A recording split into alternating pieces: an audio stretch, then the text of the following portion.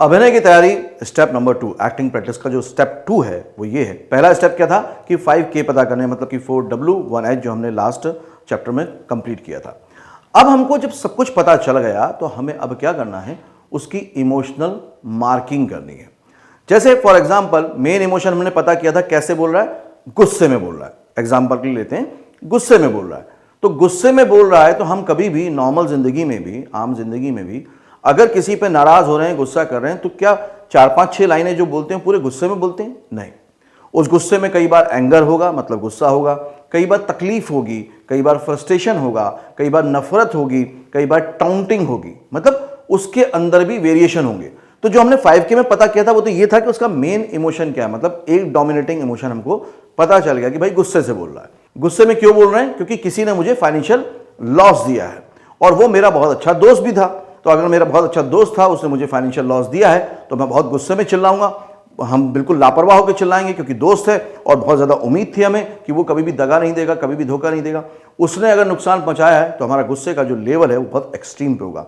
फिर उसमें तकलीफ भी होगी कि यार मेरा दोस्त ऐसा कैसे कर सकता है। तो हमको लाइनों में ढूंढना है, यहाँ पर कहाँ पर वो पेन में बोल रहा है, दर्द में, दुख में, तकलीफ में बोल रहा है, कहाँ पर वो उसको टाउंटिंग में बोल रहा है, कहां पर वो उसके साथ नफरत भरी भाषा यूज कर रहा है, कहां पे उसके वो चेतावनी दे रहा है, वार्निंग दे रहा है। कहीं ना कहीं ऐसे सारे वेरिएशन आपको देखने को मिलेंगे हर डायलॉग में। तो बहुत जरूरी हो जाता है कि हम इमोशनल मार्किंग करें। इसको हम एकदम एग्जाम्पल के साथ समझते हैं कि कैसे। अब ये मोनोलॉग ले लेते हैं। Welcome to practice session. Practice session का मतलब यह है कि आपको मेरे साथ साथ चीजों को समझना भी है और करने की शुरुआत भी कर देनी है। मतलब कि आपको प्रैक्टिस करनी है और मैं आपको प्रैक्टिस करवाऊंगा। तो इमोशनल मार्किंग, जैसा डिटेल में हमने आपको पहले बताया कि इमोशनल मार्किंग बहुत ज़रूरी है, क्योंकि 5K जो आपने पता किए थे उससे आपको ये तो पता चल जाता है कि इस पर्टिकुलर डायलॉग में, मोनोलॉग में मेन इमोशन कौन सा है। गुस्से का है, प्यार का है, फ्रस्ट्रेशन का है, तकलीफ का है, डिस्गस्टिंग है, नफरत का है, कैसा है वो समझ में आ जाता है। लेकिन कभी भी एक इमोशन में ही हम पूरा का पूरा डायलॉग नहीं बोलते। उस डायलॉग में भी वेरिएशन होते हैं। मान लीजिए हम किसी से खफा हैं, नाराज हैं, तो बीच में हम दुखी भी होंगे, बीच में हम ये भी बोलेंगे कि मैं तुम्हारी केयर करता हूं। तो ये सारे जो वेरिएशन आते हैं उसको समझना बहुत ज़रूरी है। आपने बहुत सारे एक्टर्स से सुना होगा कि वॉइस मॉड्यूलेशन होना चाहिए, वेरिएशन होना चाहिए, लेकिन कभी भी किसी ने सिखाया नहीं कि ये वॉइस मॉड्यूलेशन आता कैसे है, वेरिएशन आता कैसे है। अगर आपने इमोशनल मार्किंग प्रॉपर कर ली तो मैं आपको एश्योर करता हूं ये बहुत आसान हो जाएगा। इसको करने के बाद, इमोशनल मार्किंग को समझने और प्रॉपर वे में प्रैक्टिस करने के बाद आप समझ लीजिए कि एक्टिंग की जो जर्नी है आपकी 75% से ऊपर आपकी परफॉर्मेंस होने लग जाएगी। बस समझना जरूरी है और उसको इंप्लीमेंट करना जरूरी है, मतलब कि अपनी परफॉर्मेंस में भी लाना उतना ही जरूरी है। इमोशनल मार्किंग में हम क्या करते हैं, जो पूरा मोनोलॉग है, जो पूरा डायलॉग है, उसको ब्रेक कर देते हैं। अब ब्रेक कैसे करते हैं कि हर लाइन के पीछे जो शब्द हैं, शब्द के पीछे कोई भाव हैं, उन भाव को, उन इमोशंस को समझते हैं और उसी इमोशंस में बोलते हैं। अब इसको मैं आपको प्रैक्टिकली करके बताता हूं। जैसे एक मोनोलॉग हमने switch on switch off acting method book में भी दिया हुआ है कि मुझे मत समझाओ क्या करना है क्या नहीं, बच्चा नहीं हूं मैं, अपना अच्छा बुरा समझ सकता हूं। और ये आपको क्या हो गया पापा, आते जाते मुझे बस टोकते ही रहते हैं, कहीं भी जाओ आपको तो बस इंक्वायरी ही करनी है। मैं अब बड़ा हो गया हूं और प्लीज मुझसे ज्यादा सवाल जवाब मत पूछा कीजिए, मैं अपना ख्याल रख सकता हूं। अब नॉर्मल वे में आप देखेंगे तो आपको लगेगा कि यार परफॉर्मेंस तो ठीक ठाक है, और यही तो प्रॉब्लम है। 95% लोग इसी तरह से परफॉर्म कर रहे हैं और स्ट्रगल कर रहे हैं, उनका ऑडिशन में सिलेक्शन नहीं हो रहा और उनको लग रहा है कि मैंने तो परफॉर्म अच्छे से किया। लेकिन अब इसको डीपली समझना जरूरी है। जैसे जैसे आप इसको डीपली समझेंगे आप देखेंगे कि आपकी परफॉर्मेंस एनहांस होती चली जाएगी, उसमें ग्रोथ होती जाएगी और बहुत बढ़िया वे में आप इसको प्रेजेंट कर सकते हैं। अब समझते हैं कि इमोशनल मार्किंग कैसे करना है। जो भी लाइन आप बोल रहे हैं उसके पहले आप लिख लीजिए, मार्किंग कर लीजिए कि ये पर्टिकुलर डायलॉग मैं किस इमोशन में बोलने वाला हूं। उससे पहले डिटेल में समझाया हमने कि 5K क्या होते हैं। मतलब साफ है कि ये जो डायलॉग है ये उस बच्चे के साथ, यानी कि आपके साथ, क्योंकि वो कैरेक्टर आप प्ले कर रहे हैं, तो आपके साथ पहली बार तो नहीं हो रहा होगा। आपके पापा आपको बहुत सालों से टोकते आ रहे होंगे, तो ये जो फ्रस्ट्रेशन है ये आज का नहीं है, ये बहुत पुराना है। हाँ, तब आप बोल नहीं पा रहे थे, तो ये अंदर का गुबार है, अंदर का फ्रस्ट्रेशन है जो दबा हुआ है। आपको बहुत तकलीफ हो रही है कि आपको बार बार रोका जा रहा है। कोई भी जो एक्टिंग होती है उसको बोला जाता है कि ये एक्टिंग नहीं होती, वो रिएक्टिंग होती है, मतलब रिएक्ट करते हैं हम लोग। तो बहुत सालों का फ्रस्ट्रेशन आप रिएक्ट कर रहे हैं कि आपके जो पेरेंट्स हैं वो आपको बात बात पर टोकते हैं, रोकते हैं, आपको समझाते हैं कि आप छोटे हो, छोटे हो, छोटे हो, आपके अंदर समझदारी नहीं है, आप नहीं कर सकते, इसलिए हमारी बात मानो। अब ये उस लड़के का या लड़की का फ्रस्ट्रेशन है जो थोड़ा बड़े होने के बाद जब उसको ये गुमान हो गया या आभास हो गया कि अब मैं बड़ा हो गया हूं तो मैं अपना ख्याल रख सकता हूं। आप देखेंगे पूरे मोनोलॉग में वो यही बात कह रहा है कि अब मुझे आपकी समझाइश की, आपकी राय की कोई भी जरूरत नहीं है। तो अगर मुझे इसको एक्ट करना है तो इसको प्रॉपर समझ लिया। अब हम इमोशनल मार्किंग करते हैं। तो जो पहली दो लाइनें वो क्या है, मुझे मत समझाओ क्या करना है क्या नहीं, बच्चा नहीं हूं मैं। अगर आप अच्छे से समझेंगे तो समझ जाएंगे कि ये एक रिएक्शन है, क्योंकि सालों साल से आपको टोका जा रहा है, दबाया जा रहा है कि तुम बच्चे हो, तुम छोटे हो, तुम ऐसा नहीं कर सकते, तुम वैसा नहीं कर सकते, मेरी बात मानो, मुझे तजुर्बा है ना। और कई बार तो माँ बाप कहते भी ना, ये बाल धूप में सफ़ेद नहीं किए हैं। तो ये बच्चों का या किसी भी न्यू एज पर्सन का एक फ्रस्ट्रेशन होता है, यार कितना समझाओगे, क्योंकि ये फ्रीडम पे अटैक है। और किसी भी ह्यूमन बीइंग की अगर फ्रीडम पे अटैक होता है तो बहुत ज़्यादा नाराज़ होता है वो। तो मुझे मत समझाओ क्या करना है क्या नहीं, बच्चा नहीं हूं मैं।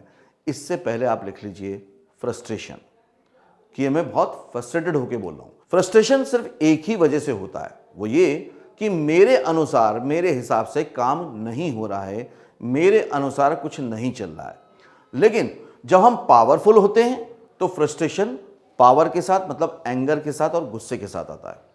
और जब हम डिपेंडेंट होते हैं तो फ्रस्ट्रेशन आता है बेचारगी के भाव में। फ्रस्ट्रेशन दोनों में है, लेकिन एक एंगर वाला है, एक बेचारगी वाला है। तो यहां कौन सा फ्रस्ट्रेशन है, यहां बेचारगी वाला है, क्योंकि मैं डिपेंडेंट हूं अपने पेरेंट पे। तो कैसे होगा, मुझे मत समझाओ क्या करना है क्या नहीं, बच्चा नहीं हूं मैं। ये हो गया बेचारगी वाला। इसको आप अपने तरीके से भी कर सकते हैं। मैं बिल्कुल भी आपको ये नहीं कहूंगा कि आप पूरी तरह से मेरे को ही फॉलो करें। आपके हिसाब से जो लगता है बेचारगी वाला, वो आपको करना है। लेकिन मैं यहां डिफरेंस बता दूं, अगर एंगर में करेंगे टोटली ट्रांसफॉर्म हो जाएगा, डायलॉग बदल जाएगा। मुझे मत समझाओ क्या करना है क्या नहीं, बच्चा नहीं हूं मैं। तो ये क्या हो गया, ये पावर वाला फ्रस्ट्रेशन हो गया। तो क्योंकि आप पेरेंट्स पे डिपेंडेंट होते हैं तो आपका जो फ्रस्ट्रेशन होता है वो बेचारगी वाला होता है। तो आपको क्या करना है, वहां पे मार्किंग करना है कि फ्रस्ट्रेशन है, मुझे मत समझाओ क्या करना है क्या नहीं, बच्चा नहीं हूं मैं। अब इसकी अगली लाइन है, बहुत छोटी लाइन है, अपना अच्छा बुरा सोच सकता हूं। क्या है ये, आप अगर बहुत ज्यादा दिमाग लगाएंगे तो नहीं समझ पाएंगे। अच्छा ये होगा कि अभी जब मैं बता रहा हूं या अगले मोनोलॉग में जब भी आप देखें तो इसको बोल के देखें और फिर फील करें कि ये में कैसा इमोशन है जो है। क्योंकि आज तक हम नॉर्मल लाइफ में बोलते जा रहे हैं लेकिन इमोशंस को फील नहीं कर रहे हैं। तो फील करिए, अपना अच्छा बुरा सोच सकता हूं। ये क्लियर कट स्टेटमेंट है कि मैं जानता हूं कि मैं कर सकता हूं, मुझे इसमें किसी की भी दखलंदाजी की जरूरत नहीं है। तो जो स्टेटमेंट होते हैं नॉर्मली वो फ्लैट होते हैं। जैसे मेरा नाम वीरेंद्र राठौर है, तो ये स्टेटमेंट है, क्लियर है। मेरा पता ये है, स्टेटमेंट है, क्लियर है। तो जो भी स्टेटमेंट होते हैं वो क्लियर होते हैं, फ्लैट होते हैं, उसमें बहुत ज्यादा इमोशंस की जरूरत नहीं होती। तो हम कैसे बोल सकते हैं, अपना अच्छा बुरा सोच सकता हूं। तो अब अगर मैं फ्रस्ट्रेशन से लेकर आऊं और इसको स्टेटमेंट में लेकर आऊं तो आप देखेंगे बदलाव आ जाएगा, एकदम से पूरा का पूरा मॉड्यूलेशन आ जाएगा, वॉइस का, बॉडी लैंग्वेज का, सब चीजों का। अब जो अगली लाइन है, और ये आपको क्या हो गया पापा, आप कहीं भी जाओ आपको तो बस इंक्वायरी करनी है। अब इसमें क्या है, आप एक तरह से ताना मार रहे हैं, टाउंटिंग कर रहे हैं। हम कहते हैं ना, ये क्या है यार, तुम ऐसा क्यों कहते हो यार, अरे यार तुमको समझ में नहीं आता यार। नॉर्मल लाइफ में भी हम लोग इस तरह की टाउंटिंग पूरी डेली रूटीन में करते हैं। वही सेम चीज यहां पर है।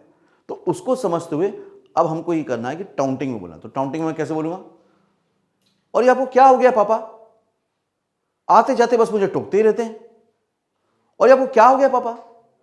तो ताना जब मारते हैं तो हमारी बॉडी लैंग्वेज, हमारा वॉइस मॉड्यूलेशन एकदम चेंज हो जाता है। अब अगली लाइन पे जाते हैं, कहीं भी जाओ आपको तो बस इंक्वायरी करनी है।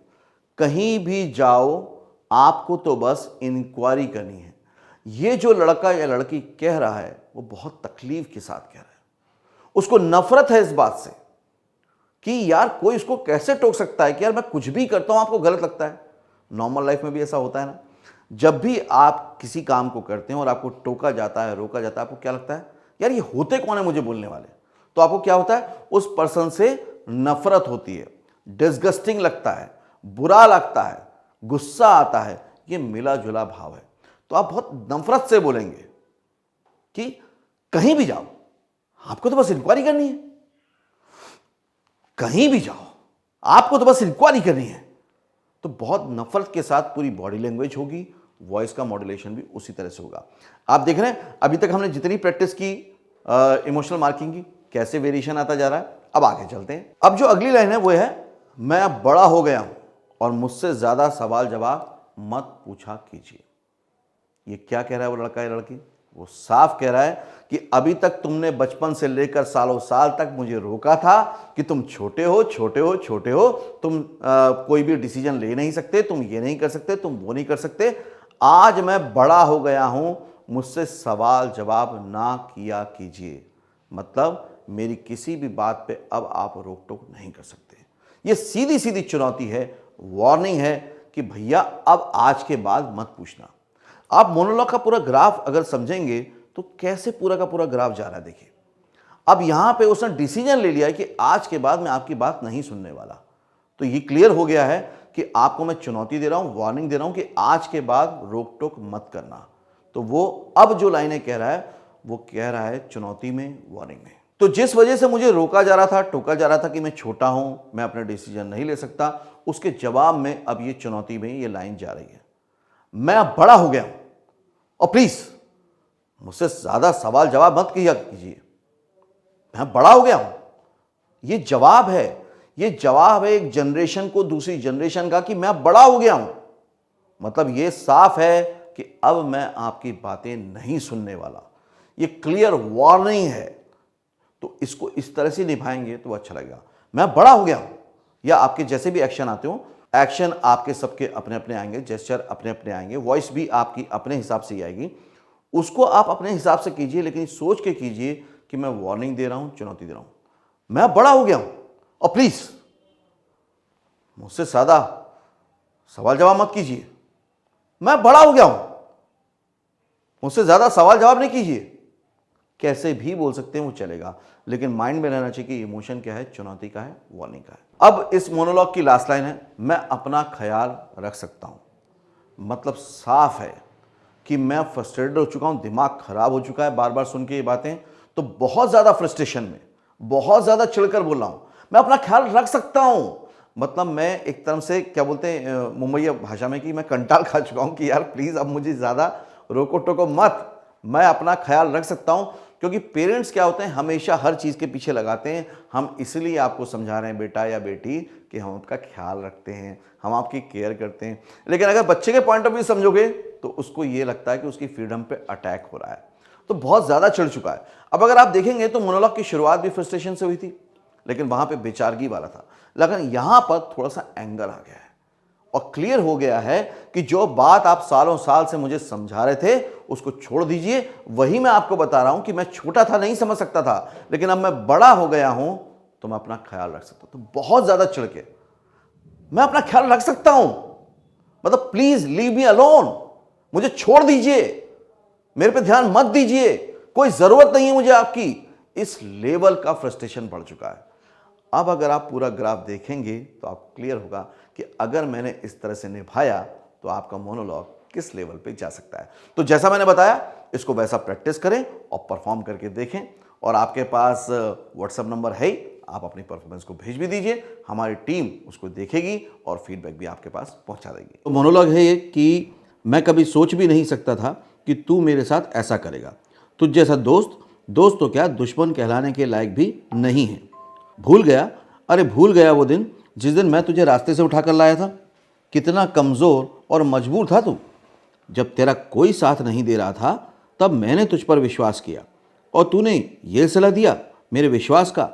लेकिन अब मैं तुझे पहचान चुका हूँ, जान चुका हूँ कि तू कितना मतलबी है। मेरी नज़र से दूर हो जा, जा, चला जा यहाँ से। तो ये पूरा हमें वर्ड टू वर्ड लाउडली पढ़ना है ताकि हमको समझ में आ जाए। और उसके बाद हमने 5K पता कर लिया। अब हमको इसको इमोशनल मार्किंग करनी है। तो इमोशनल मार्किंग में क्या करना है कि जो हर लाइन का इमोशन है वो वहाँ पे लिख लेना है, चाहे तो आप लाइन के पहले लिख लें या लाइन के बाद में। ठीक है, तो अब इसको शुरू करते हैं। मैं कभी सोच भी नहीं सकता था कि तू मेरे साथ ऐसा करेगा। तो ये क्या है, फ्रस्ट्रेशन है और एंगर भी है इसमें, मतलब चिड़चिड़ाहट भी है और गुस्सा भी है। तो यहाँ पर हम लिख लेंगे एक्सट्रीम फ्रस्ट्रेशन और एंगर। आप चाहे अपनी भाषा में लिखें। तो यहाँ पर ये क्लियर हो गया। अब अगली लाइन को समझते हैं। तुझ जैसा दोस्त, दोस्त तो क्या दुश्मन कहलाने के लायक भी नहीं है। तो यहाँ पर हम क्या कर रहे हैं, उससे घृणा कर रहे हैं। तो यहाँ पे हम लाउडली चिल्ला सकते हैं क्योंकि हमें ये लग रहा है कि इसको इस तरह से अब मैं दोस्ती क्या मतलब दुश्मन कहलाने के लायक भी नहीं, मतलब बहुत ही ज़्यादा डिसगस्टिंग है। तो इसलिए यहाँ पर हम वो मेंटेन कर लेंगे और यहाँ पे लिख देंगे घृणा, या आप उसको हेट लिख सकते हैं और ये लाउडली चिल्ला के आप बोल सकते हैं। अगर आपको लग रहा है कि मेरे को इस टोन में बोलना है तो वो भी वहाँ पे मार्क कर सकते हैं। आगे है भूल गया, अरे भूल गया वो दिन। अब किसी से भी जो हम क्वेश्चन पूछते हैं ना और गुस्से में भी हैं, तो आप देखेंगे उसमें क्वेश्चन मार्क का एक इमोशन का एक्सप्रेशन आता है, भूल गया, अरे भूल गया वो दिन। तो इस तरह का आएगा। यहाँ पे आप कर सकते हैं कि सवाल कर रहा है, क्वेश्चन पूछ रहा है। फिर नेक्स्ट है जिस दिन मैं तुझे रास्ते से उठा कर लाया था। अब यहाँ पर क्लियर आपको दिख रहा होगा कि ये ताना मार रहा है, टाउंटिंग कर रहा है ना। हम किसी को जताते हैं, एहसान जताते हैं, उस तरह का। जिस दिन मैं तुझे रास्ते से उठा कर लाया था, कितना कमज़ोर और मजबूर था तू जब तेरा कोई साथ नहीं दे रहा था। यहाँ पर भी टाउंटिंग ही कर रहा है, उसको औकात दिखा रहा है। लेकिन अब क्या, पिछला भी टाउंटिंग था, ये भी टाउंटिंग। तो इसमें जो उसकी इंटेंसिटी है वो बढ़ जाएगी। अगर पहली लाइन है वो जिस दिन मैं तुझे रास्ते से उठा कर लाया था, कितना कमज़ोर और मजबूर था तू जब तेरा कोई साथ नहीं दे रहा था, तो इमोशन की वैल्यू थोड़ी यहाँ पे आप बढ़ा दें। तब मैंने तुझ पर विश्वास किया और तूने ये सिला दिया मेरे विश्वास का। अब यहाँ पे क्या, बहुत ही चिड़चिड़ाहट है, गुस्सा है, तो एक्सट्रीम एंगर और फ्रस्ट्रेशन यहाँ पे लिख देंगे। लेकिन अब मैं तुझे पहचान चुका हूँ, जान चुका हूँ कि तू कितना मतलबी है। अगेन टाउंटिंग ही कर रहा है कि भैया मैं पहचान गया हूँ कि तू कैसा है। तो इसको भी यहाँ पर लिख देंगे, मेरी नज़र से दूर हो जा। अब ये क्लियर है कि आप उसको गुस्से से बोल रहे हैं, एक तरह से डिसीजन ले लिया आपने, आप उसको धमकी दे रहे हैं, मेरी नज़र से दूर हो जा, जा चला जा यहाँ से। तो यहाँ पे हेट्रेड है और एंगर है, मतलब कि आपको गुस्सा भी दिखाना है और उसके साथ साथ उसके साथ जो नफरत है वो भी यहाँ पर शो करनी। अब इससे फ़ायदा ये होगा क्योंकि यहाँ पर आपने इमोशनल मार्किंग कर ली है, तो जब आप रिहर्सल करेंगे, मेमोराइज करेंगे, तो ये बार बार आपको दिखेगा। तो ऑटोमेटिकली हर लाइन का इमोशन चेंज होता जाएगा और फिर वो पूरा का पूरा जो डायलॉग है उसमें वॉइस मॉड्यूलेशन और इमोशन के जो मॉड्यूलेशन होने चाहिए, टोन के जो मॉड्यूलेशन होने चाहिए, वो भी नज़र आने शुरू हो जाएंगे और आपकी परफॉर्मेंस बहुत ही नेचुरल लगेगी। तो ये हमने देखा एक डायलॉग कि मैं कभी सोच भी नहीं सकता था कि तू मेरे साथ ऐसा करेगा। उस डायलॉग में हमने देखा कि इमोशनल मार्किंग कैसे हुई। यहाँ एक बात मैं आपको बहुत क्लियर कर दूँ, इमोशनल मार्किंग जो मैंने अभी की है वो हमने एक समझ से की है। ये बदल भी सकती है, टोटली डिफरेंट भी हो सकती है। हो सकता है जो पहली लाइन है वो मैं गुस्से में बोलूं, मैं कभी सोच भी नहीं सकता था कि तू मेरे साथ ऐसा करेगा, बहुत गुस्से में, मैं कभी सोच भी नहीं सकता था कि एक दिन तू मेरे साथ ऐसा करेगा।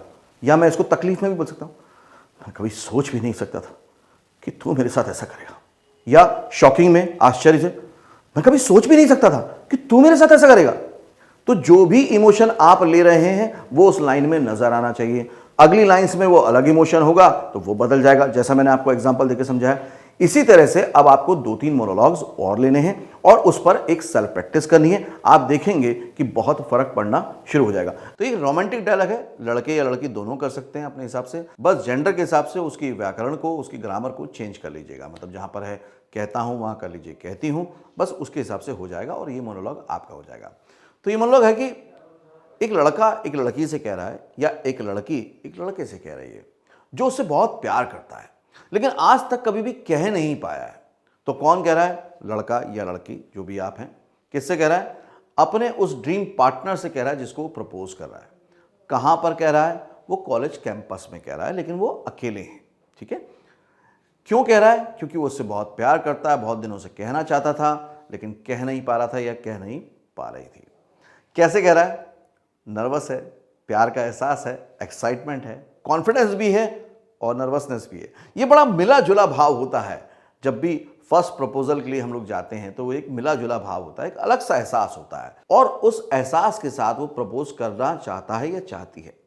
अब इसमें क्या होता है कि कहीं ना कहीं 99 नहीं 100% कॉन्फिडेंस तो होता है कि जो ड्रीम पार्टनर है वो हाँ करने वाला है, लेकिन जो कहने की झिझक होती है वो फेस पे, आवाज़ में, बॉडी लैंग्वेज में आ ही जाती है। और वही उसकी खूबसूरती भी है, क्योंकि अगर कोई सीधे सीधे कह दे तो कहीं ना कहीं ऐसा लगेगा कि यार ये तो एकदम प्ले बॉय है, क्योंकि उसने बस विदाउट इमोशन कह दिया। इसलिए बहुत ज़रूरी है कि आप इसके एहसास को समझें। तो ये मोनोलॉग है, नॉर्मली कह रहा है कि वो सब कहते हैं कि प्यार यूं ही किसी को देखते ही हो जाता है, जैसे बोलते हैं ना लव एट फर्स्ट साइट, देखते ही प्यार हो गया। सब कहते हैं कि प्यार यूं ही किसी को देखते हुए हो जाता है। ऐसे कैसे, मतलब कुछ भी यूं ही। फिर वो कह रहा है कि नहीं यार, मुझे किसी को देखते से ही प्यार नहीं होगा, बल्कि मेरी लव स्टोरी तो ऐसी होगी जैसे कि शरीफ फरहाद, रोमियो जूलियट, लैला मजनू, और उसके बाद वो आ रहा है अपने ऊपर और मी एंड यू। तो कैसी लगी हमारी लव स्टोरी? फिर अपनी लव स्टोरी की बात कर रहा है और फिर कह रहा है कि तो मैं तुम्हारी तरफ से हाँ समझूं। ये पूरा मोनोलॉग है। अब पहली बार में ये लगता है कि सीधा सीधा प्रपोजल है और सीधे सीधे करना है, लेकिन अगर इसमें वेरिएशन नहीं आया तो गड़बड़ हो जाएगी। जो लास्ट के लोग सेलेक्ट होते हैं ऑडिशन में, उनमें और बाकी लोगों में यही फर्क होता है कि उनकी अंडरस्टैंडिंग अच्छी होती है, प्रॉपर होती है। और मैं यही चाहता हूं कि switch on switch off acting method से आप जो लास्ट में सेलेक्ट वाले होते हैं कैंडिडेट, वो बन जाए। तो इसलिए अंडरस्टैंडिंग पर बहुत ध्यान दीजिए। अब इसको समझते हैं इमोशनल मार्किंग के थ्रू। अब पहली लाइन जो है वो है, सब कहते हैं प्यार यूं ही किसी को बस देखते ही हो जाता है। तो ये नॉर्मल लाइन लगती है, लेकिन आपने देखा ना नॉर्मल लाइफ में भी हम जब कोई बड़ी चीज़ किसी से कहना चाहते हैं, कोई चीज़ें चाहते हैं कि वो एक्सेप्ट कर लें, तो हम एक भूमिका बनाते हैं, एक अटेंशन की कोशिश करते हैं। ऐसा नॉर्मल लाइफ में आपने और भी जगह किया होगा। जैसे हमें मम्मी पापा से गिफ्ट चाहिए होता है तो हम क्या बोलते हैं, ओ पता है मेरा ना जरा बर्थडे आ रहा है ना, या पता है उनके पापा ने ना उनको ये दिला दिया है। ये क्या है? ये भूमिका बनाना है। आपको जो चाहिए उसके लिए आप अटेंशन ढूंढ रहे हैं और उसके लिए वो बात कर रहे हैं, जबकि मेन स्टोरी से इसका कोई भी लेना देना नहीं है। राइटर इसी तरह से लिखते हैं जैसे कि आम जीवन में हम लोग बिहेव करते हैं। क्योंकि मैं एक राइटर रहा हूं, डायरेक्टर रहा हूं, फिल्म मेकर रहा हूं, तो मैं चाहता हूं कि एक्टर इस टेक्निकल चीज़ को भी समझ लें, इस अंडरस्टैंडिंग को ले आए, ताकि वो एक बेटर परफॉर्मर बन पाए। तो बोल रहा है कि सब कहते हैं, मतलब कैजुअल एकदम, तो इसमें क्या वो अटेंशन ले रहा है। तो नॉर्मली हम कैसे बोलते हैं, यार सब कहते हैं यार कि प्यार किसी को भी यूं ही देखते ही हो जाता है। तो सब कहते हैं, यहां मैंने क्या करा, खुद को अलग कर दिया कि वो सब हैं, मैं नहीं हूं। तो बिल्कुल अटेंशन लेने के लिए, लेकिन थोड़ी सी नर्वसनेस भी है। तो सब कहते हैं यार कि प्यार किसी को देखते ही यूं ही हो जाता है, या सब कहते हैं यार प्यार किसी को देखते ही यूं ही हो जाता है, कैसे भी, लेकिन आप अटेंशन ग्रैब करना चाहते हो, इस इमोशन को समझिए और वहां मार्क करके लिख लें। अब इसके आगे जो लाइन है वो छोटे छोटे वर्ड्स की लाइन है। ऐसे कैसे, मतलब यूं ही कुछ भी। अब ये देखा जाए तो इसमें लगता है यार इसमें क्या इमोशन हो सकता है, लेकिन इमोशंस होंगे। अब क्या हो रहा है इसमें ना, वो एक क्वेश्चन मार्क क्रिएट कर रहा है कि ऐसे कैसे हो सकता है कि आपने किसी को देखा तो प्यार हो जाएगा। लेकिन क्वेश्चन मार्क क्यों क्रिएट कर रहा है ये समझना जरूरी है। क्वेश्चन मार्क वो इसलिए क्रिएट कर रहा है या कर रही है क्योंकि देखते ही प्यार नहीं हो सकता। मेरा प्यार ऐसा नहीं है। मैं तुम्हें सच्चे दिल से चाहता हूं, सच्चे दिल से प्यार करता हूं। मैं सिर्फ तुम्हारी खूबसूरती से या तुम्हारी आउटर जो पर्सनैलिटी है उसको पसंद नहीं करता हूं। तो यहां पे मैं दुनिया का जो दिखावा है, दुनिया की जो बातें हैं, दुनिया के जो स्टेटमेंट हैं, उनको अलग कर रहा हूं। ऐसे कैसे, मतलब कुछ भी यूं ही। तो ये बहुत ऐसा आ रहा है कि यार ये कैसे हो सकता है, मतलब मैं ऐसा नहीं हूं और वो लोग ऐसे हैं। तो क्वेश्चन मार्क में है, और लेकिन यहां पर भी देखिए अटेंशन जो मेन उसका टारगेट है वो चल रहा है। ऐसे कैसे, मतलब कुछ भी यूं ही। तो आप जब रुक रुक के उसको एक्सप्रेस करके बोलेंगे, उसका मजा बढ़ जाएगा, उसकी खूबसूरती बढ़ जाएगी। अब इसके बाद लाइन है, अरे नहीं यार मुझे ऐसे ही किसी को देखते ही प्यार नहीं हो जाएगा। तो लड़का है या लड़की है वो ऐसे ही बोलेगा जहाँ पर वो बहुत ये दिखा रहा है कि उसको अटेंशन और चाहिए, कॉन्फिडेंस है उसके अंदर, और ये बता रहा है कि यार मैं दुनिया से अलग हूँ।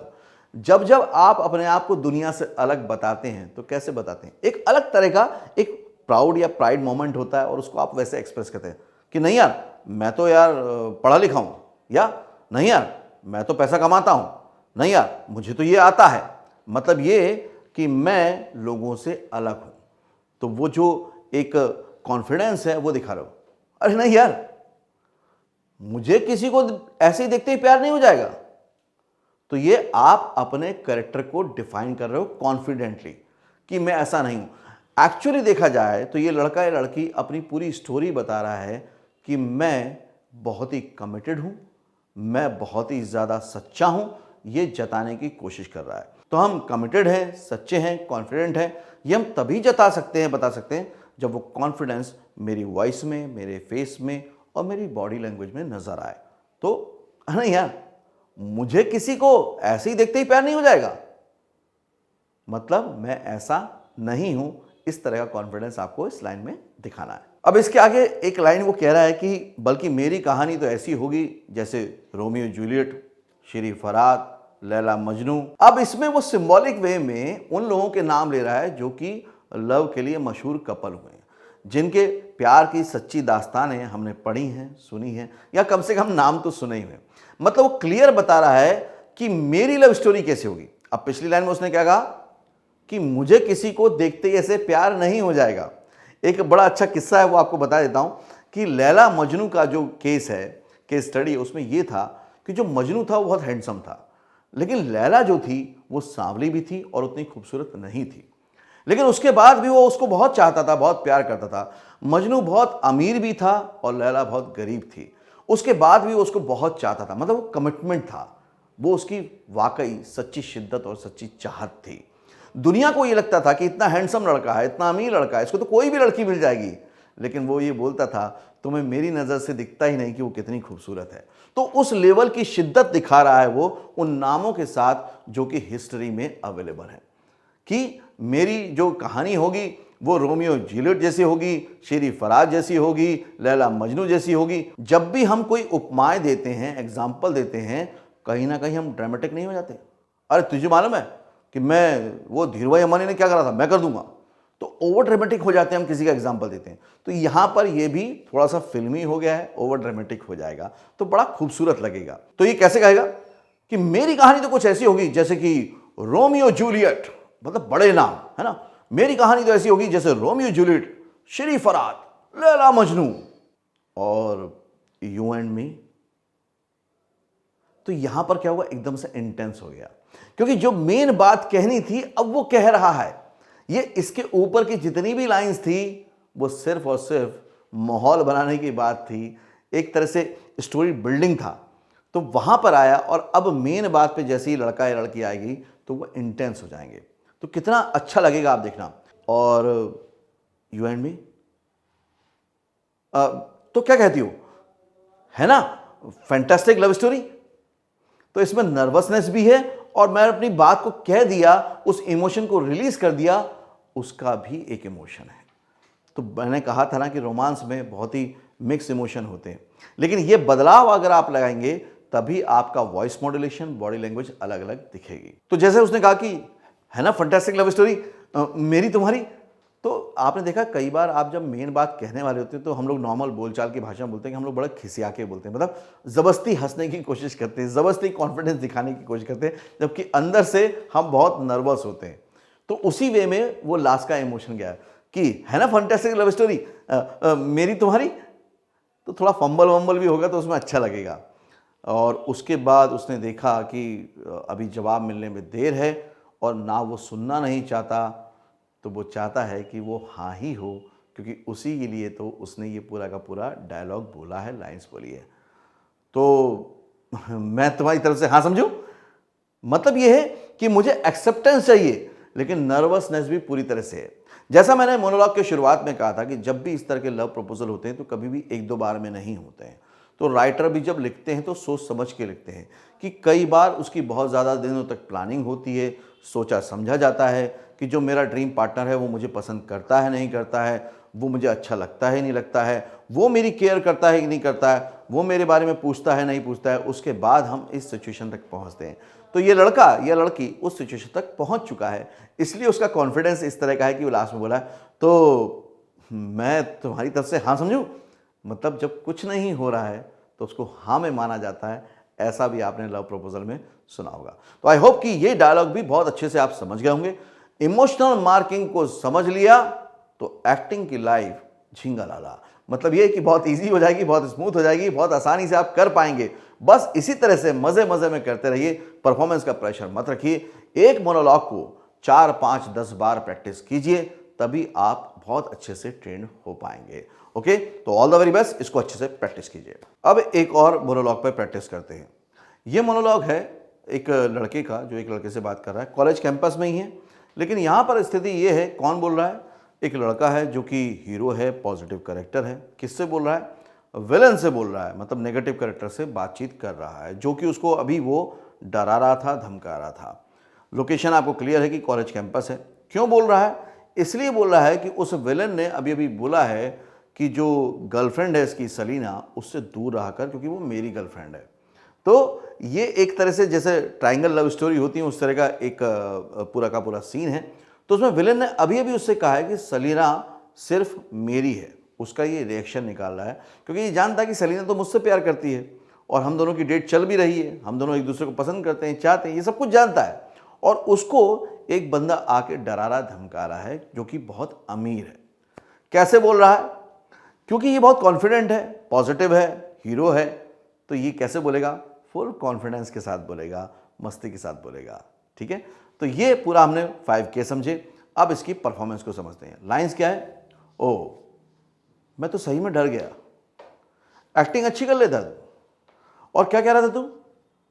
सलीना सिर्फ तेरी है। फिर आगे क्या कहता है कि कभी सलीना से भी पूछा है कि वो किसको पसंद करती है? क्यों? क्योंकि ये तो जानता है कि सलीना इसके साथ डेट कर रही है, इसको प्यार करती है। तो ये कंफर्म है कि ये सामने वाले कैरेक्टर ने उससे पूछा नहीं है, इसलिए बोल रहा है कि कभी सलीना से भी पूछा है कि वो किसको पसंद करती है, किसको चाहती है? नहीं ना। एक्चुअली तू पूछ भी नहीं सकता, क्योंकि मैं तुम जैसे अमीरों को अच्छी तरह से जानता हूं। तुम्हें ना सुनने की आदत नहीं होती, क्योंकि इससे पहले उस नेगेटिव कैरेक्टर विलेन ने बोला था कि तुम मिडिल क्लास लोगों को मैं अच्छी तरह से जानता हूं। तो ये उसका एक तरह से जवाब है, एक आंसर बैक कर रहा है उसको। तो मैं तुम जैसे अमीरों को जानता हूं कि तुम्हें ना सुनने की आदत नहीं होती। फिर उसी की लैंग्वेज में बोल रहा है, कट शॉर्ट पे एक एडवाइस दूं, आदत डाल ले, तकलीफ कम होगी। सलीना किसको पसंद करती है, किसकी गर्लफ्रेंड है, ये कोई तय करेगा तो सिर्फ सलीना। इतना बात कहता है बस वो। तो इसमें अगर आप देखेंगे तो नॉर्मली आपको लगेगा कि यार पूरा का पूरा डायलॉग ना एटीट्यूड में बोल देते हैं। मेन इमोशन ये है कि एटीट्यूड में बोल रहा है, क्योंकि वो कॉन्फिडेंट है कि सलीना मुझे पसंद करती है, मुझे चाहती है, और उसको घबराहट भी नहीं है, ना अमीरों से, ना बाकी लोगों से, ना उसकी गुंडागर्दी से। तो बहुत रिलैक्स वे में बोलेगा। और कॉलेज का लड़का है, एक नई उम्र का लड़का है, तो उसके अंदर एक जोश वैसे भी होगा, है ना। तो उस तरह से अच्छा, ये लड़के और लड़की दोनों कर सकते हैं। आप ये समझ सकते हैं अगर आप फीमेल हैं कि आप फीमेल हैं, कैरेक्टर हैं, पॉजिटिव हैं, और आपको किसी फीमेल अमीर ने इस तरह से दुत्कारा है या इस तरह से बात कही है, आप वो बात कह रहे हैं, तो इमोशनल मार्किंग करते हैं। अब पहली लाइन है, अरे यार मैं तो सच में डर गया। अब क्या है, उसने मुझे डराया। तो हम कैसे कहेंगे? हम किसी के साथ बिल्कुल ड्रामा करके कहते हैं ना कई बार, अरे रे सही में यार, वाकई, फिर मजाक उड़ाते हैं। तो ये पूरी तरह से ड्रामेटिक है। अरे मैं तो सच में डर गया, मतलब ओवर ड्रामेटिक, ओवर एक्टिंग करनी है यहां पे आपको, है ना, कि अरे मैं तो सच में डर गया। उसके बाद है उसका मजाक उड़ाते हुए। एक्टिंग अच्छी कर लेता तू, पूरी तरह से मजाक उड़ाना है उस कैरेक्टर का, एक्टिंग अच्छी कर लेता तू। फिर उसी की बातों को हम रिकनेक्ट कर रहे हैं, तो अगेन हम टाउंटिंग कर रहे हैं। और क्या कह रहा था तू? सलीना सिर्फ तेरी है। अब वर्ड तो क्या कह रहा है, नॉर्मली लोग क्या बोलेंगे, और क्या कह रहा था तू? सलीना सिर्फ तेरी है, नहीं, टाउंटिंग कर रहा है, तो ताना मारा। और क्या कह रहा था तू, मतलब तेरे बस की बात नहीं है, क्योंकि सच में जानता हूं कि वो मुझे पसंद करती है, मेरी गर्लफ्रेंड है। और क्या कह रहा था तू? सलीना सिर्फ तेरी है। कभी सलीना से भी पूछा है? यहां पर अब वो पूरा का पूरा ताने को और बढ़ा रहा है, मतलब टाउंटिंग के वे को और बढ़ा रहा है। कभी सलीना से भी पूछा है कि वो किसको पसंद करती है? एक्चुअली तो पूछ भी नहीं सकता। यहां पर क्या है, पूरा टाउंटिंग में है, लेकिन उसका लेवल जो है, इंटेंसिटी जो है वो बढ़ती जाएगी। एक्चुअली तो पूछ भी नहीं सकता। वो क्या है ना, अब यहां पे मजाक और टाउंटिंग तकरीबन दोनों मिले मिले आएंगे। अब अगली लाइन है, कभी सलीना से भी पूछा है कि वो किसको पसंद करती है। टोटल क्वेश्चन है, आउट ऑफ क्यूरियोसिटी क्वेश्चन है, क्योंकि मैं सच तो जानता हूं। कभी सलीना से भी पूछा है कि वो किसको पसंद करती है। देखिए, इसमें टाउंटिंग, मजाक, एटीट्यूड तो पूरे डायलॉग में है, पूरे मोनोलॉग में है, लेकिन उसके बाद भी वेरिएशन है। कभी सलीना से भी पूछा है कि वो किसको पसंद करती है। अब इसके बाद एटीट्यूड में बात कह रहा है, क्योंकि वो जवाब दे रहा है, क्योंकि उसका मिडिल क्लास कह के मजाक उड़ा गया था। एक्चुअली तो पूछ भी नहीं सकता। मैं तुम जैसे अमीरों को अच्छी तरह से जानता हूं। तुम्हें ना सुनने की आदत नहीं होती, ना सुनने की आदत नहीं होती। ये फुल एटीट्यूड के साथ बोलना है, कॉन्फिडेंस के साथ बोलना है। क्यों? क्योंकि मुझको मालूम है, मेरे कैरेक्टर को मालूम है कि अगर वो सलीना से पूछेगा तो उसको ना ही मिलने वाली है, क्योंकि वो पसंद तो मुझे करती है, प्यार तो मुझे करती है, और अगर मेरे साथ उठती बैठती है, घूमती फिरती है, तो इस कैरेक्टर के बारे में भी बात तो की होगी उसने। तो पूरा कॉन्फिडेंस है और फुल एटीट्यूड। एक्चुअली तुम पूछ भी नहीं सकता। मैं तुम जैसे अमीरों को अच्छी तरह से जानता हूं, तुम्हें ना सुनने की आदत नहीं होती। अब कह रहा है कि कट शॉर्ट में एडवाइस दूं, आदत डाल ले, तकलीफ कम होगी। तो ये क्या है, ये सिंपल सा है कि उसका स्टेटमेंट है, क्योंकि वो जानता है सारा सच, और जब हम सारा सच जानते हैं तो हमारा कॉन्फिडेंस जो होता है बहुत क्लियर होता है। एक स्टेटमेंट देते हैं, कि डिसीजन देते हैं कि भैया यही है, तो वो कैसे बोलेगा, एकदम फ्लैट। कट शॉर्ट में एक एडवाइस दूं, आदत डाल ले, तकलीफ कम होगी। अब इसके बाद बोला है, और सलीना किसकी गर्लफ्रेंड है, किसकी नहीं, किसको पसंद करती है या नहीं, ये सलीना खुद तय करेगी। अगेन यहां पर वो ये कह ही नहीं रहा, क्योंकि उससे कहा था उस विलेन ने कि तू उससे दूर रहा कर, तो मैंने बिल्कुल क्लियर कर दिया अपने कैरेक्टर के हिसाब से कि ये डिसीजन लेने की अथॉरिटी उस पर्सन की है, उसकी अथॉरिटी है कि वो किसको पसंद करेगी नहीं करेगी। तो यहां पर एक तरह से फिर से स्टेटमेंट आ गया बहुत क्लियर कि तुम्हें मेरे से इस बारे में बात करनी ही नहीं चाहिए। लेकिन क्योंकि अभी इससे पहले भी स्टेटमेंट हुआ है, ये भी स्टेटमेंट है, तो इसकी इंटेंसिटी, इसका जो पिच है वो थोड़ा सा ऊपर चला जाएगा। तो वो कैसे बोलेगा, सलीना किसकी गर्लफ्रेंड है, किसकी नहीं, वो तय करेगी सिर्फ सलीना। एकदम क्लियर स्टेटमेंट, लेकिन इंटेंसिटी रहेगी, एटीट्यूड रहेगा, मजाक उड़ाने वाला बिहेवियर रहेगा ही रहेगा। तो इस तरह से अगर आप अपनी एक्टिंग में वेरिएशन लाते हैं, हर लाइन को लेकर अलग से सोचते हैं, अगर उसको मार्किंग कर देते हैं, तो होगा ये कि रिहर्सल करते टाइम आपको वो मार्किंग दिखेगी, वो टाइटल दिखेगा, आप उस इमोशन में जाएंगे और आपकी परफॉर्मेंस हो जाएगी एकदम ब्रिलियंट। तो इसी तरह से प्रैक्टिस करते रहिए, और आगे भी जो चैप्टर आने वाले हैं, मैं आपसे रिक्वेस्ट करूंगा पहले इस चैप्टर को बहुत अच्छे से सारे मोनोलॉग पे प्रैक्टिस कीजिए, तभी आगे बढ़िए। क्योंकि मेरा पर्पस यही है जॉइंट फिल्म्स में कि आप हर चीज को बहुत बेहतरीन तरीके से पहले करने लग जाएं, तभी नेक्स्ट चैप्टर पे मूव करें। अदरवाइज आप उतना अच्छा सीख नहीं पाएंगे। ये एक एंटरटेनमेंट फिल्म नहीं है कि एक एंटरटेनमेंट फिल्म की तरह इसको एक बार में देख लिया जाए। ये एक मॉड्यूल है, प्रैक्टिस का मॉड्यूल है, कोर्स का। इसको कोर्स की तरह से ही करेंगे, तभी आपको ज़्यादा से ज़्यादा बेनिफिट मिल पाएगा। All the very best. अभी आपको मोनोलॉग या डायलॉग याद करने की तरफ नहीं जाना है, स्टेप बाय स्टेप चलेंगे तो आप देखना कि आपको याद बहुत आसानी से होगा, एक्टिंग बहुत आसानी से होगी, सारी परफॉर्मेंस बहुत इजीली कॉन्फिडेंटली हो जाएगी। तो अभी बस प्रैक्टिस ये कीजिए, कुछ मोनोलॉग ले लीजिए, उन मोनोलॉग्स पे इमोशनल मार्किंग कीजिए। आपको जो लगता है, अगर आपको लगता है कि ये मैं गुस्से में बोलूंगा तो आप गुस्से में बोलो। एक और तरीका बताता हूं आपको, आप लाइंस को ना बोल के देखिए, है ना, कि मैं कैसे बोल रहा हूं, मैं कभी सोच भी नहीं सकता, तो आपको समझ में आएगा ये इमोशन तो मेरा शॉकिंग का है, तो आश्चर्य वाला है, तो वहां लिख दीजिए शॉकिंग, आश्चर्य। फिर आपको लग रहा नहीं अगला जो है वो डिस्गस्टिंग है, तो जैसा दोस्त तो क्या दुश्मन कहलाने के लायक नहीं, वहां पे लिख दीजिए कि ये डिस्गस्टिंग या नफरत से बोल रहा है। आप कुछ भी आगे पीछे कर सकते हैं, इसकी कोई फिक्स डेफिनेशन नहीं है, फिक्स रूल नहीं है कि आप कौन से इमोशन में कौन सी लाइंस को बोलेंगे। आपको उस करेक्टर के हिसाब से जो भी इमोशन लग रहा है वहां पे नोट डाउन कर लीजिए और उसको उसी अंदाज में पढ़िए। अब जब आप सेल्फ ऑडिशन देंगे तो ये काम आपको करना है, लेकिन शूटिंग के टाइम पे हो सकता है कि आपसे डायरेक्टर बोले कि नहीं, पहली लाइन जो है ना मुझे तकलीफ में चाहिए, तो आपको ये सेंस आ चुका होगा कि हाँ मुझे इतनी लाइन को तकलीफ में बोलना है, आगे की लाइन को गुस्से में बोलना है, फिर टाउंटिंग में बोलना है। तो वहां पे डायरेक्टर आपको कमांड देंगे कि आपको कौन सा इमोशन कैरी करना है, लेकिन ऑडिशन के टाइम पे ये आपको खुद तय करना है। तो आप खुद तय कीजिए, उसमें कंफ्यूज बिल्कुल मत होइएगा कि इसको मैं गुस्से में रखूं कि शॉकिंग में रखूं। दोनों में बोल के देखिए, आप जिसमें कंफर्टेबल फील कर रहे हैं वही आपका मेन इमोशन है, उसी तरह से आगे की तैयारी करते जाइए। तो ये हो जाएगी हमारी इमोशनल मार्किंग यानी कि एक्टिंग की प्रैक्टिस स्टेप नंबर 2। अब आपने इमोशनल मार्किंग का चैप्टर अच्छे से समझ लिया है, प्रैक्टिस कर ली है, तो आपको एक टास्क की तरह इसको लेना है कि आप इमोशनल मार्किंग करें एटलीस्ट 3 से 4 मोनोलॉग्स पे। जब आप खुद से बार बार करेंगे तो वो प्रैक्टिस में आ जाएगा और आपकी अंडरस्टैंडिंग भी बढ़ जाएगी। अगर आप एडिशनल मोनोलॉग्स चाहते हैं तो उसके लिए आप switch on switch off acting method book मंगा सकते हैं, अमेजॉन पे या जॉइन फिल्म्स ऐप पर अवेलेबल है। उसमें बहुत से मोनोलॉग आपको मिल जाएंगे, या जॉइन फिल्म्स ऐप में कुछ फ्री मोनोलॉग्स भी अवेलेबल हैं, वो भी आप डाउनलोड करके प्रैक्टिस कर सकते हैं। इसको बस एक ही बात को मैं बार बार रिपीट करूंगा कि प्लीज़ जल्दबाजी में इस कोर्स को ना करें। एक चैप्टर को करने के बाद पूरी प्रैक्टिस एक्सरसाइज को टाइम दें, 1 से 3 दिन का समय दें और फिर प्रैक्टिस करने के बाद ही अगले चैप्टर पे आगे बढ़ें। आज सिर्फ आपको फोकस करना है इमोशनल मार्किंग पे, 2 से 3 दिन इसी पे आप फोकस करें। All the very best.